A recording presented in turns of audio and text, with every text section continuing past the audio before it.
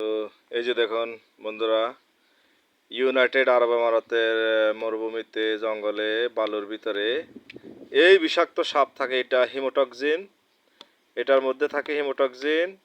এটার নাম হচ্ছে স্কেল ভাইপার। এই ভাইপার প্রজাতির সাপটা যদি কাউকে কামড় দেয়, এই আধা ঘন্টা 1 ঘন্টার মধ্যে মানুষটা মারা যাবে যদি অ্যান্টিভেনম না নেয়। তাই যারা আমিরাতে মাঝরাতে কাজ করেন, বন জঙ্গলে আছেন, মরুভূমিতে কাজ করেন, এই সাপটা থেকে সাবধান থাকবেন এবং খেয়াল রাখবেন। এটা বালুর মধ্যে থাকে বেশি। এই সাপটা বালুর মধ্যে থাকে এবং এটা একটা হালকা করে আওয়াজ করে। এটা হচ্ছে করাতের মতো আওয়াজ। স্কাইফার বলা হয় একে। হিমোটক্সিন ভেনম ক্যারি করে এই সাপটা। হ্যাঁ, এটা ছোট হোক বড় হোক, এক কামড়েই সারা।